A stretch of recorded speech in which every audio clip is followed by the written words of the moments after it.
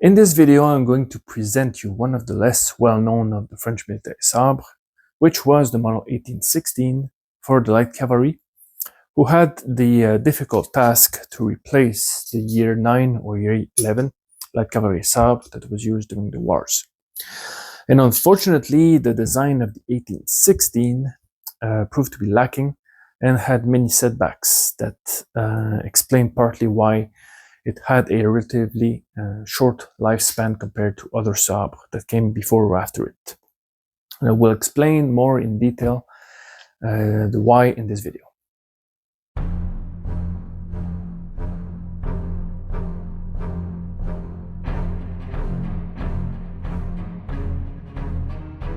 The First Empire was always looking to upgrade and improve its armament, but the shortages and lack of resources caused by the endless conflict always complicated this.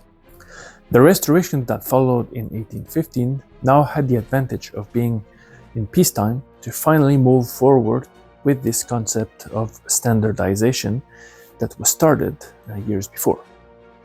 Even though the arsenals were full of serviceable weapons, the idea was to redesign existing weapons and have them evolve from the combat experience that was gained during the wars.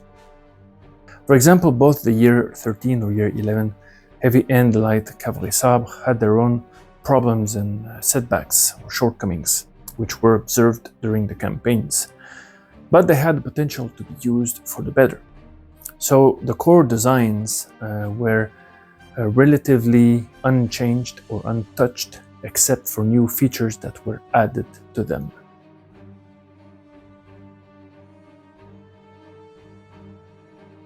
The year 1816 marked the beginning of these changes that would only be submitted and approved a year later in 1817.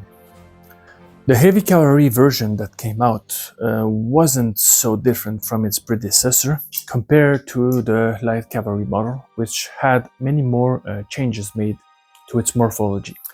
But the core design elements remained the same, which were the leather grip, the black leather grip, the curved blade, a hilt that was made of brass and consisted of protective branches, and a steel scabbard having 2 rings. However, some other novelties would appear in the new sword. The grip now was protected with brass wire and suffered the loss of the olive that was only a decorative extra from a long-gone era and needed to go away. The hilt remained a brass hilt with 2 protective outer branches that connected with the knucklebow, but the quillon was slightly remodeled and the side langets were definitely removed. The long backstrap was now replaced by a pommel cap that connected to the knucklebow and secured the tang. But perhaps the most notable change was made with the blade, because it was now a different type, and this was a Montmorency blade, easily recognizable by the extra fuller that went here behind the main fuller. It is interesting to note that this type of blade was only issued during the early stages of the design of the 1816, and it was replaced somewhere in 1818 or 1819, I think. Allegedly because it was an expensive type of blade to forge, and that is an issue that was reported ever since it was introduced decades ago. So it was replaced by, in 1819 or 1818, by an even more unusual blade, which was called the pipe back, because of the back being shaped like a thick rod and having no fuller on it. And this type of blade was previously used, but only by officers of both the heavy and the light cavalry during the wars. So it is possible that someone wanted to use it as a trooper blade, as having better thrusting and cutting capability. It's a theory. The blade was on average 92 or 93 centimeters long, and the sword itself was 108 centimeters long.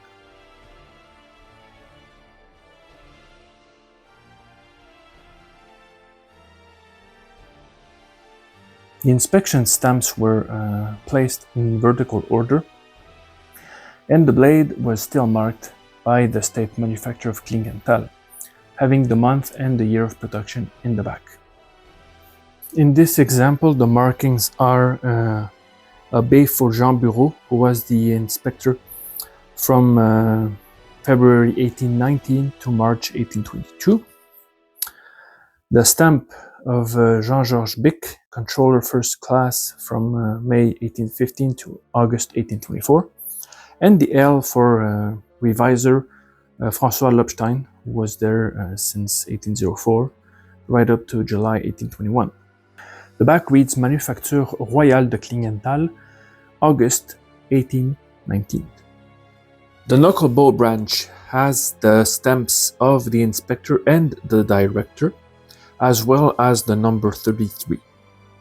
The quillon has a little stamp which is a B for biche. The outer part of the knuckle bow has the number 41, which is possibly a regimental rack number.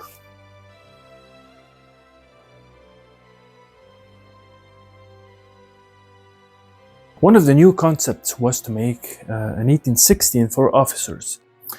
And this is because during the wars, the year 13 model for the officers was never an official pattern, but rather a bunch of private purchase swords that were very popular.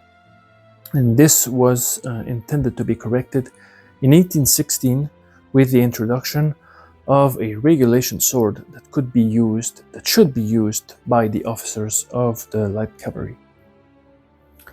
It was made in the same form as the trooper sword, except that the hilt was decorated with floral elements, and the blades and scabbards were made with superior polish.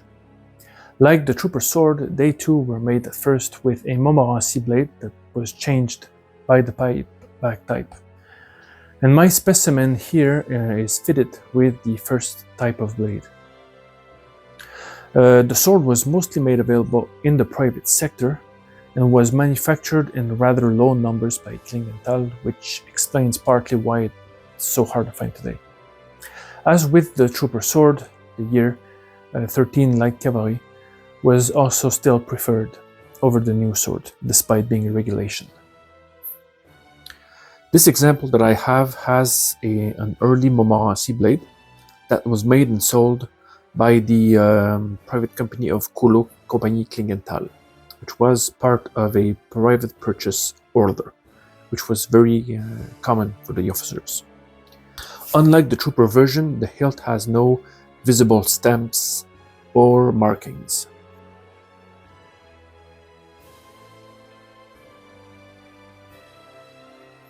The sword was finally issued in the years 1819-1820 to the Light Cavalry, which was composed of the hussars and the chasseurs à cheval, but also to the mounted artillery. It didn't have a positive reception. The hussars rejected the sword and held on to the year 13 Sabre, which were still being produced despite the issue of a new model. The horse artillery also didn't like the sword because it was found to be too bulky and clumsy when maneuvering the cannon. For these complaints, they would get a new, better sword a few years later. One of the main problems with this sword is that it was produced at the wrong time. Light cavalry regiments still held on to their old sabre, not just because it was a prestigious weapon, but because it was still a functional model. And as I said earlier, the arsenals were still full of serviceable weapons. The other problem is that distribution of new Sabre was slow, and by the time that it was issued, another model came and replaced it. There was never a need to create a new model at that time. Despite the mass rejection, it was still produced, but in very low quantity, by the manufacturers of Klingenthal and then Châtellerault in the 1820s and the 1830s, but then faded away and they were only used as backup or surplus weaponry when required. Some specimens were used during the War of 1870 before disappearing from service. There are some examples that can still be found today with some modifications, such as a branch cutout, the blade length shortened, or the hilt being chromed. It is possible these were made for specific purposes, such as training dummies, or exported to other countries as part of weapons deals.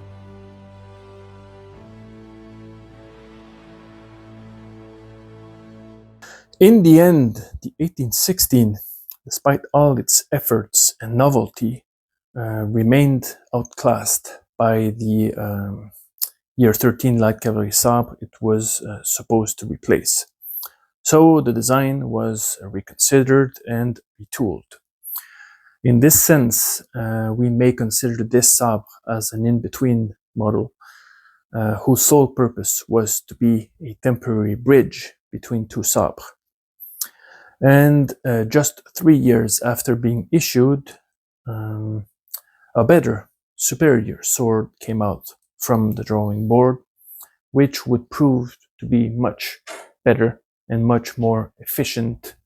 This was the model 1822 for the Light Cavalry. So this concludes today's video. I hope you have enjoyed it. Let me know if you have any comments regarding this rather obscure sword. So thank you very much for your time today. See you next time.